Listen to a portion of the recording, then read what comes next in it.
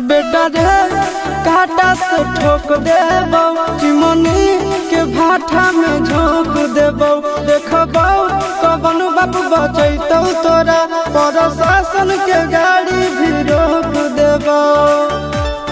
बेटा जी सुनो बेटा रे काटा से ठोक देबो चिमनी के भाटा में झोंक देबो देखबो कवन बाप बचैतौ तोरा।